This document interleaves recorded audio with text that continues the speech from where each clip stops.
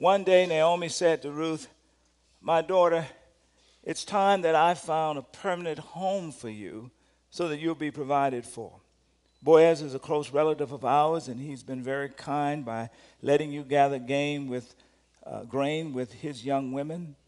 Tonight he'll be winding barley at the threshing floor. Now, do as I tell you. Take a bath, put on perfume, dress in your nicest clothes, then go to the threshing floor. But don't let Boaz see you until he's finished eating and drinking. Be sure to notice where he lies down. Then go and uncover his feet and lie down there. He will tell you what to do." "I'll do everything you say," Ruth replied. So she went down to the threshing floor that night and followed the instructions of her mother-in-law. Everybody shout amen. Please be seated. God, we thank you and we ask for the outpouring of your Spirit yet again. Move, as the praise team has already led us in song. Move among us. In Jesus' name, amen. Come on, shout this subject if you will. Pursue relationships of wisdom. Shout it. For those of you just joining us, we're looking at 4 basic decisions and 4 practices that come out of the book of Ruth that if in fact we make and practice will help us to live lives of highest impact. Over the last 2 weeks we've covered the first 2, and the first one that we covered over the last 2 weeks was that we have to be honest about our pain rather than hiding. And last week, I took a little time to pay particular attention to the guys, and I'll just want to underscore it a little bit here this morning. And, you know, when I was growing up, my uncles taught me that I wasn't allowed to be honest about pain. If I got hurt, you know, they would say stuff like, man up, man up. Get rid of those cries. No crying, no crying.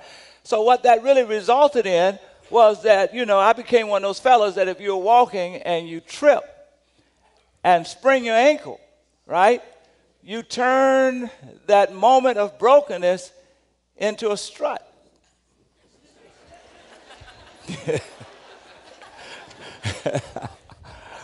And you know, that strut really is painting a false picture, isn't it?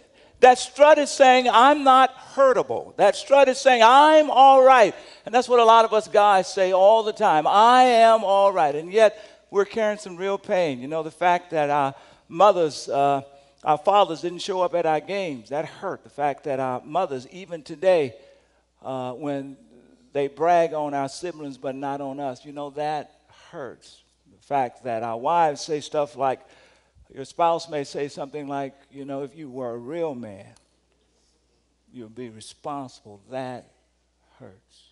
You got to be honest with that pain or it's going to come out in some pretty destructive ways. And last week we talked about the fact that we need to prioritize character over reputation. Now, here's a truth that I'll just lift from last week's message because I just want you to get it. If you focus on developing your reputation, that will not always lead, a great reputation will not always lead to a great character. But a great character will always lead to a great reputation. There's no question about that. And so I want to underscore that.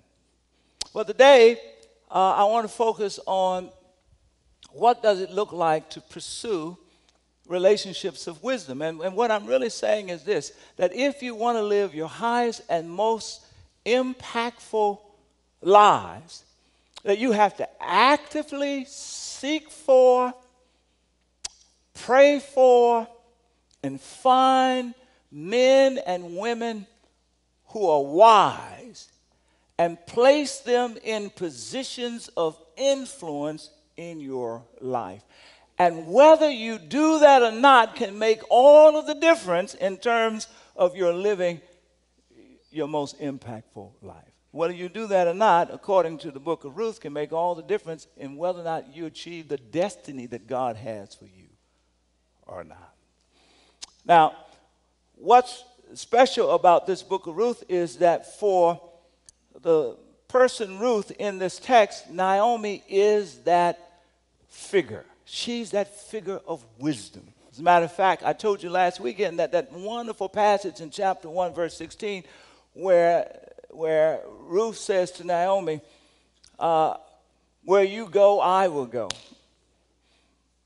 Your people will be my people. Where you live, I will live. Where you die, I will die.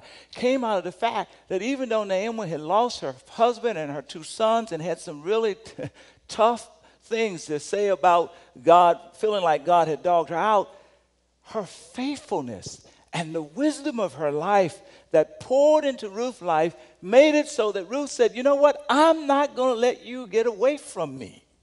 I'm going to hold on to you. And that made all the difference in her destiny and in her future. And it will make all the difference in yours. Oh, why do I need to be active about pursuing people who have wisdom and putting them in positions of leadership, positions of influence in my life? And they may look like a variety of people. They may be spiritual moms or spiritual dads. They may be mentors, folk who can mentor you in your career or in your private relationships. They may be what we just call wise advisors or life coaches or Christian spiritual directors. But you need wise folk in your life. Some of you thinking, well, I don't know. I think I'm doing pretty good as I am. But are you? Well, why should you be urgent about this? Well, number one, you should be urgent because you should take this seriously because the Bible teaches that wise and effective people have folk that they listen to. Solomon in 1 Kings chapter 3 is noted as the wisest person in all human history. When he was 16 years old, God comes to him and says, you know, I've appointed you to be king of my people, and I'm giving you a blank check. Ask me for anything you want, I'll do it. Now, listen, if God had asked me that at 16 years old,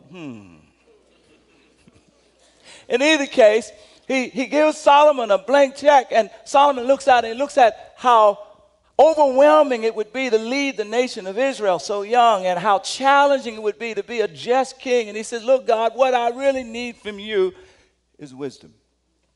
And chapter 3, verse 10 through 12, essentially says this. It says, and God was pleased with Solomon that he asked for wisdom. And so he said, essentially, he says, because you have asked for wisdom of how to govern my people and have not asked for long life or wealth or for the lives of your enemy, I'm going to give you exactly what you asked for. I'm going to give you a wise and understanding heart.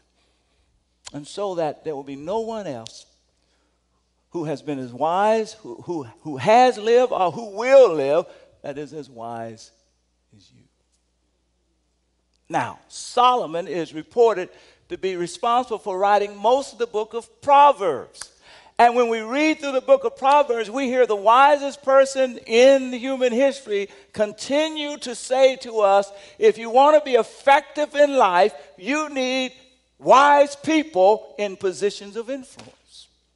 In chapter 1, verse 5, here's what he says. Listen, he says in the New Living Translation, he says, let the wise listen and add to your learning, and let the discerning ask for advice. Essentially is what that point means. Or look at what he says in chapter 12, verse 15. He says, fools, everybody say fools. Fools think their own way is right. Well, you've met a couple of people like that, right? Elbow the person next to you and say, he's not talking about you.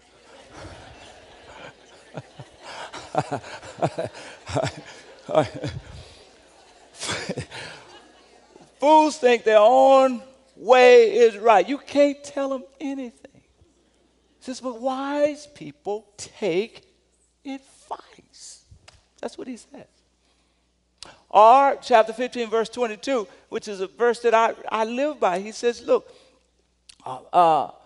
Plans go bad where there's not essentially good advice. But where there are many advisors, there is success. So the Bible says, plain and simple, you need to have people of wisdom in your life in order to live the most effective life possible. Oh, why would the wisest person in the world, you would think he wouldn't need anybody. He's the wisest person ever to live. Why would the wisest person ever to live say you actually have to have other folk of wisdom in order to live effective lives? Why would he emphasize that again and again and again through his writings? Well, because he's the wisest person in the world.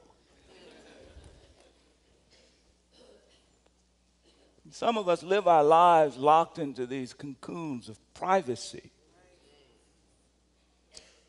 And we don't get advice until it's too late. And the advice that you get on the backside is a reminder of the advice that you should have got on the front side. Let me give you 3 insights, and we'll jump quickly and look at the text. 3 insights of why I think Ruth looked to Naomi as this figure of wisdom, and why we ought to have figures of wisdom that we rely on in our lives. Here's the first one. Our judgment is often clouded by the heat of the moment. We make decisions about people, about products that we purchase, about opportunities that we invest in, often in the heat of the moment, and our judgment is clouded. Let me give you a perfect example of what that looks like, at least in my life. About 4 or 5 months ago, it was midnight. I was watching TV late at night. Rhonda was kind of half asleep, not half asleep. And you guys know how those commercials come on around that time of night. And this commercial came on, and it was advertising Motown's 25th anniversary CD collection. All right. Now, here's what got me. I mean, first of all, they pull you in because they start letting you listen to Smokey and some of these other guys, right? But here's what got me. They showed a clip, and I remembered it. I was watching. I know where I was when I first saw this. It was at the Motown 25th anniversary where Michael Jackson introduced to the world. I wish the carpet wasn't here. I'll show you how to do it. The moonwalk. Man, it was so bad. I mean, it was like he was sliding across the floor. I remember. And then all of a sudden, man, I got all excited. I said, man, I got to have it. And, and before I know it, I'm on the phone, right? And Rhonda wakes up and she says, what are you doing? And, I can barely talk. The moonwalk,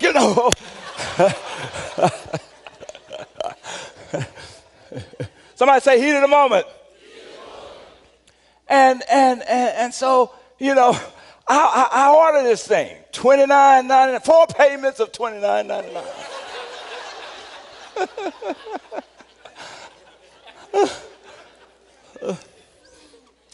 and got it delivered in 7 days. It's been 5 months. I haven't opened it yet.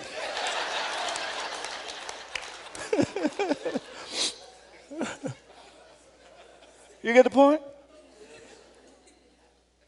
And we've made those kinds of decisions about people. We've made those kinds of decisions, about huge investments. I'm talking about $29.99 for payments, but we've made some huge investments. We've tried to take advantage of what looked like opportunities, and we've really gotten messed up. And some of our greatest regrets are tied to those moments. And we are poised to duplicate those moments again and again until we wake up and say, you know what? Maybe I need wise people in my life to talk to before I make these decisions. Some of you guys remember 2 series ago, I preached a series and taught a series that was entitled, Is It Wise? Do you all remember that? Good. And so, glad about that. Thank you. And one of the essence of that series was to say that if we ask the question, is it wise, in light of our history and our current circumstances and our future goals, that it will help us to come clear about some of the tough decisions in our lives. And hopefully, I'm not going to ask for a show of hands, but hopefully some of you have actually been practicing that. 2 series later, you're thinking about still asking the question, is it wise? And you've discovered by practicing that, right, that most times or a lot of times it really makes clear what the answer is. But often there are some times when it simply narrows your options, but you're still not quite clear. And that's when you need to have wise people in your life who you can turn to and say, is it wise what I'm thinking about doing? The second reason that I want to argue that it is urgent for you, that if you don't have wise mentors and advisors in your life, why it's urgent for you to leave out here and to develop it. It can make all the difference about your destiny. It made all of the difference about Ruth's destiny. She had Naomi, and Naomi advised her, and she did exactly what Naomi said to do, and it changed Ruth's destiny. And it can do the same thing for you. And I'm arguing that you got to leave it with a sense of urgency about it. And the second reason is this, that our judgment is not only clouded by the heat of the moment, but our judgment is often knocked off balance, and so is our lives, off balance by what I call shifting and shifty emotions. Like the early months of falling in love, quote. I'm sure you remember when that first happened to you. You can't think straight, see straight. You certainly can't decide straight. You got to be the kind of person that says, you know what, I'm in love. I need to get some help.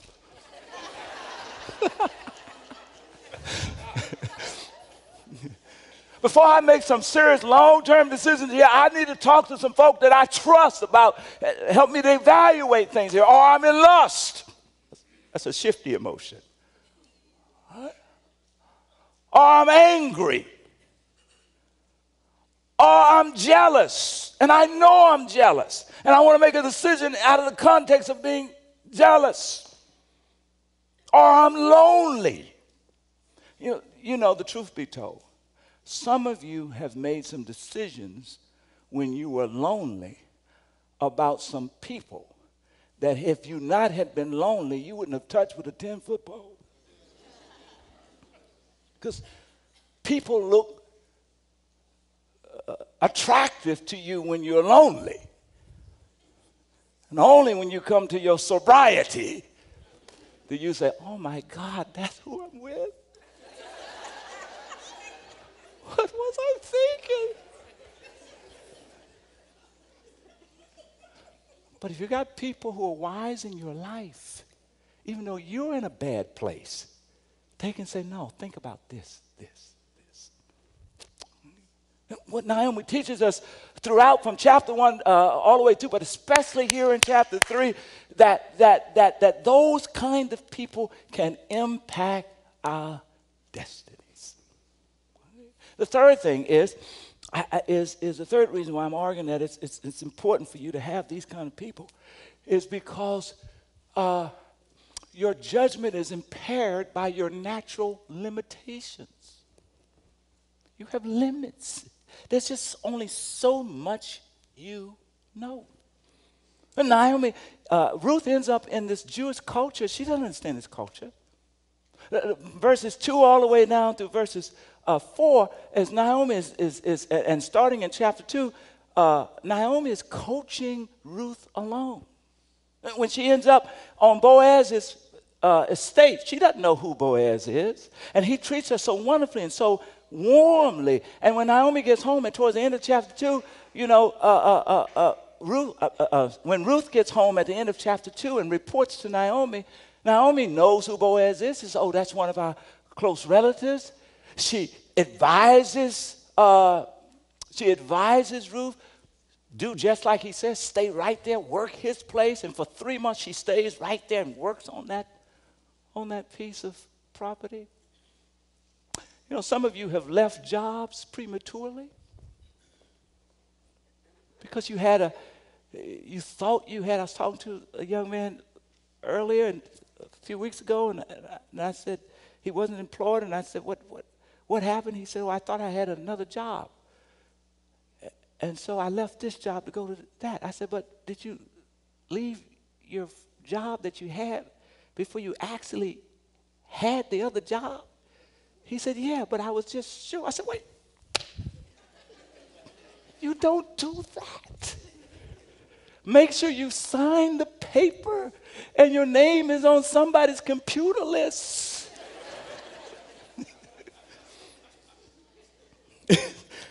We need wise people. Naomi said to Ruth, don't you leave there. You stay right there. Positions us for chapter 3. You got to know your limits. Dr. Johnson, who's one of my mentors, is the former president of Grambling State University. When I became student body president, he just took me under his wing for that year and taught me a lot of lessons. And here's the first lesson he taught me that I have remembered all my life. And he said this to me. He said, Hurmon, I'm not known for being, the most brilliant mind, the greatest leader. He says, but this I know.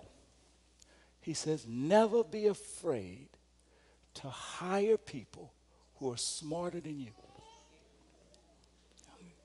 And he talked about it, and he talked to his team. And when he became a president of Grambling State University, Grambling was almost in receivership by the state financially, and some other stuff had gone on. And after 10 years of his tenure, Grambling had returned and hit it back into what we call the golden years. And the secret was, he said, he didn't have a problem with, he knew what he didn't know. You got to know what you don't know. And he says, and don't worry about, hire the best people you can hire. That's how we build this team here at NBCC. Till this day, I'm hiring the best people that we can hire. Don't be afraid of hiring folk who's smarter than you, because you need them to help you make critical decisions. I remember when I was, here's where the decision served me well. I was at Roxbury Presbyterian. You've heard me talk about the capital campaign, but before we got into it, the Lord brought that back to my mind, and I knew that he was calling us to do this campaign, but I didn't know anything about raising money and all. This was 150 folk congregation and nobody wealthy, and this was impossible. And the Lord whispered, said, you need a team. And the team was not in the church. I didn't have the people. So I just started praying, God, send me the wise people. Send me the team. And Helen Susu showed up one day to join the board. She came, and she came to volunteer, and she ended up writing our grants. I didn't know anything about writing grants, and she raised tons of money that way. Louise Packard showed up on another day. She was from Trinity, had led them through a $50 million campaign, and she said, you know what, let me help. And she knew about how building a donor base. I didn't know about that. John Kingston showed up on another day because he had a relationship with me, and he said, let me help. And he helped to galvanize folk from his one. I had a Republican guy from the suburbs. I had a Democratic lady from the suburbs. Don't let artificial stuff keep you from getting good advice. I had a Republican woman. You see what I'm saying?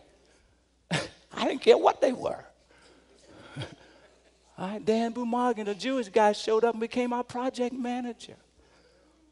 Gail Sullivan showed up and was our architect. And then I was surrounded by people who could help make substantive decisions, and a miracle came out of that experience. God says, there's some miracles that I want to bring out of your life, but you're trapped within your own limitations. And I'm trying to bring some folk into your life. I've got some Naomis for you to bring into your life. But one of the challenges for us, here's one of the barriers that is hard for us to get past, is we have this barrier. We have this notion that says, I don't want nobody in my business.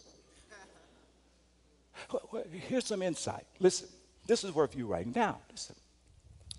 If you make poor private decisions, they will have public consequences. Right? If you make poor private decisions, everybody will know and form opinions about it. Haven't you done that about other folk? You heard that they did something and you said, that's stupid. Right? Notice this. The very person who says, I don't want anybody into my private affairs helping me to decide whether I'm going to marry this person or not marry this person, and you marry the person, and then 10 years later, there's a divorce, and what do? You go and get a stranger called a lawyer. Or you don't get any advice in this new startup, right? You're going to do it yourself, and it's a startup, and you're going to do it yourself. And then 5 years later, it collapses, and what do? You get a stranger, a lawyer to have to untangle the partnerships. Wouldn't it have been better to get good advice on the front end? Because you got to pursue and cultivate folk in your life who are positioned to speak into your life. All right, now let's look at this very intently. I've been looking at it just kind of across chapter 2 and chapter 3, but let's just three things I think that Ruth teaches us that we need to pay attention to as we try to cultivate, actually aggressively look for and pray for wise folk who can be advisors to us. No matter what your age, or your stage, or where you are in your career, we always need someone who can speak. If we got it together in our public life, our career, we usually don't have it together in our family life. If we got it together in our family life, maybe we don't have it together in our financial life. We all need somebody else. Everybody say somebody else. I mean, do you guys see the game last night? I didn't see the game. I heard I didn't miss a lot. I heard we won by like 25 points, the Warriors. But listen, as good as Steve Curry is, and I like the guy, he's awesome. I mean, you see what he can do with that ball? I mean, one time I saw him, man, he put the ball, he went through his legs, around his back, and I thought he was going to lay it up, and he threw it to the other. I mean, that guy is bad. But even Steve Curry says, I need a coach. Because he recognizes no matter how good he is, he cannot be at his best unless he has somebody outside of him that's helping him to maximize his potential. I think Ruth teaches us this in extraordinary ways. Okay, here's the first point. Here's on the three lessons. Number one, Ruth teaches us that you need to look for wise people who will be invested in your future. You know, I love the fact that in chapter 1, Naomi tried to get Ruth, along with other sisters, to return because she was thinking more about Ruth than herself. She said, no, go back. I can't promise you a husband. I can't promise you nothing. And here in chapter 3, she's the same Ruth. She's the same Naomi. She says that the text says, it simply starts out saying that one day Naomi said to Ruth, my daughter, she says she's treating her like her own daughter. I mean, that means she's invested. My daughter, it's time that I found you a permanent home so that you can be provided for. That's somebody who's interested and invested in Ruth's future. Now, out of this, let me give you just a couple of takeaways. This is not going to be on the board. Just write it down. All right. In addition to looking for somebody who's going to invest in my future, and this is not proper grammar, but I'm phrasing this way because I like it. I'm saying this because my wife's going to fuss at me when I finish. But in addition to that, here's something else you're looking for. You're looking for people who have gone through what you're going through. They've already gotten through it, and they've learned lessons from it. Now they can give you advice. Here's another thing. Here's another way of saying it. You're looking for people who have gotten to where you're trying to get to. And they are thriving there, right? But number 3, you're also looking for folk gone through what you're going through, gotten to what where you're trying to get to, but also you're looking for them to have character. I saw a movie not long ago where the guy was mentoring a young man on Wall Street. The mentor was the best at his game. I mean, he was making millions, and this young man's eyes was gliding. The problem was, while the mentor was teaching this young man how to make a living, the mentor's character was all messed up. And so he was snorting coke and he was running women. And so he also passed that along to his mentee as well.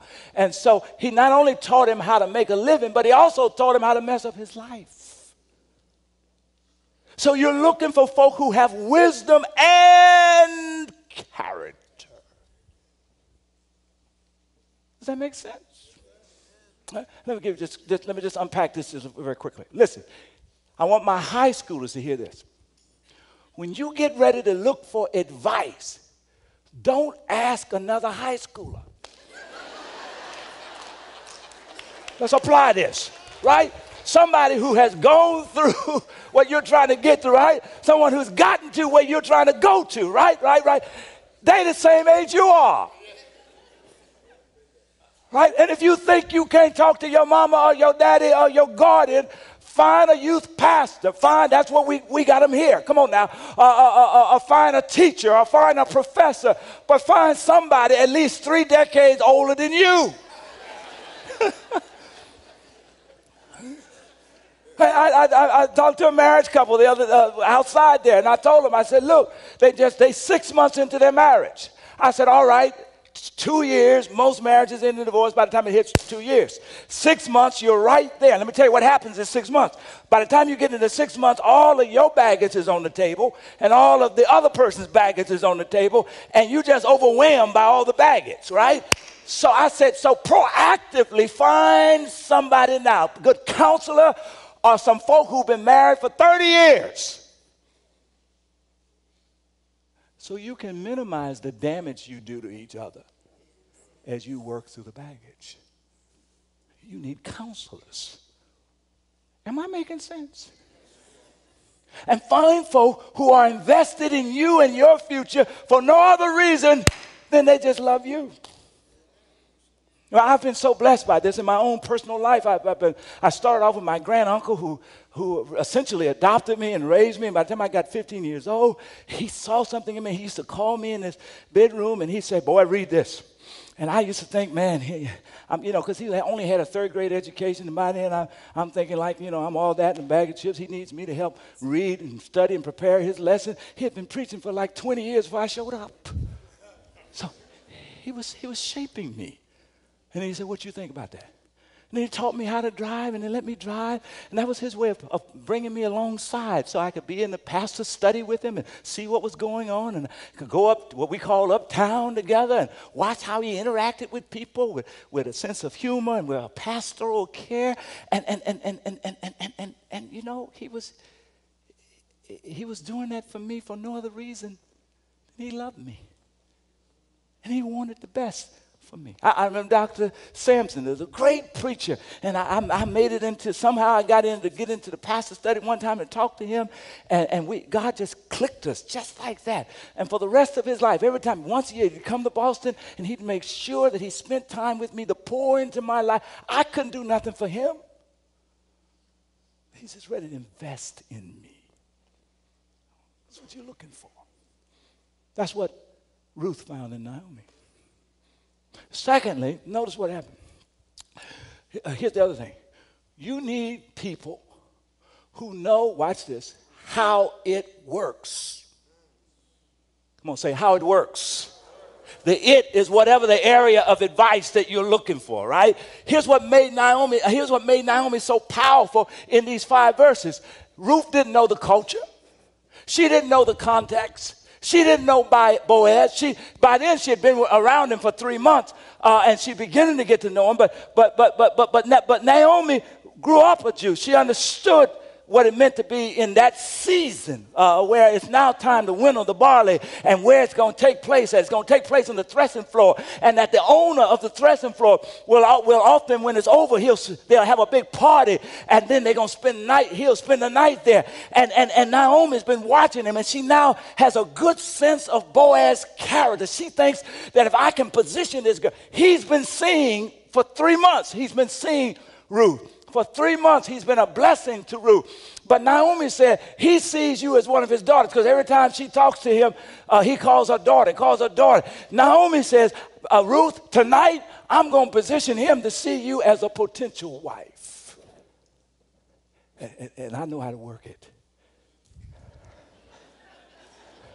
I know the principles. You see, when you find a doctor and you're looking for a doctor, you want a doctor who understands the biology of how the body functions, the laws that God has designed into it in terms of disease discovery and finding a prognosis and a cure and a treatment. If you're looking for a lawyer, you're looking for somebody who doesn't just understand the law, but knows how to handle the law and use it in your favor. When you're trying to be blessed financially, you're looking for somebody who understands mathematics and tax law and understands how to work. You see what I'm saying? When you're looking for advice in terms of relationships, you're looking for someone who has lived long enough, have been through it, and has achieved some degree of proficiency in it. Therefore, if you are married, don't get advice from folk who's never been married. You want folk who understand what the principles are to make it make some sense. So this is what happens, right? Naomi says, here's how it works. And you're going to wait till he gets full, drink, he's going to sleep. You go pull the cover up by his feet, slip in. When he wakes up, he'll tell you what to do. I love Boaz. He's my brother. Because he's a man of character. See, listen, she said, take a bath, put perfume on, put on your best clothes. All right. Now, when he woke up, I'm not sure he saw her, but he realized there was a woman at his feet. He might not fully saw her, but he smelled her. And he touched her. Come on now, with his feet. Now, some of the rest of us, just be truthful here. If y'all were in that situation, your physiology would have kicked in. Right? And that would have been a moment where you were taking advantage of her, right? You wouldn't even thought about it, right? But his character was so strong that his character kicks in. And he breaks out into prayer. He first says, who are you? And she says, I'm your servant, Ruth. He says, you're my closest relative. Spread your covering over me. In other words, she's essentially proposing to him. She says, you're my closest. Redeem me. Pastor Tim's going to talk about this in 2 weeks. Redeem me, if you will. Cover me and be my refuge. And he says to her, he praises God. Right? He breaks out in praise. He says, bless the Lord, my daughter. He said, you have proven tonight that you are even more loyal to the family than you were what you did with your mother-in-law. He said, don't worry about nothing. He said, you can rest. He said, I'll handle the situation. He said, everybody knows you're a woman of character in the town. And what he's saying is, you can rest. I'm going to protect your reputation tonight. I'm not going to do anything to mess it up. And in the morning, I'm going to get busy on redeeming you. It came out of his place of character. Here's the thing ends here. In verse 5, when Naomi finishes giving directions, here is what Ruth says. I will do everything you say. If you've got people of character who are proficient in their area, don't listen to them. Now, some of us, I've had this happen. We'll go ask for advice, but we already know what we're not going to do. And you already know what you will do. I was telling with somebody like this the other day, man, they came to me, man. They said, okay, can you help me? Okay, I knew they knew. I went on and laid it out. And then they said, okay, thank you. And I knew what they were going to go and do the same, the crazy stuff. And I wanted to say, why are you wasting my time? Right? So when somebody gives you advice, say back to them what you heard them say. Hear it. And then lastly, the text says, verse 6, she went to the place that night and followed the instructions of her mother-in-law. If they're really wise and they got character, do what they say. And when you do that, God will transform the trajectory of your life, and he might just bless your destiny. Give God a hand praise. We can.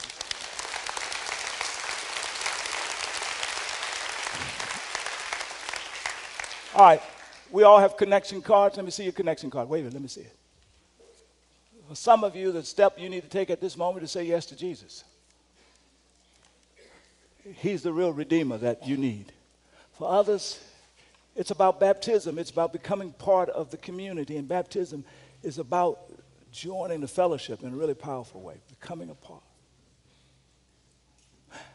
But for some of you, the commitment you need to make today is to open up your private selves and to say, I'm going to be committed to searching for wise counselors.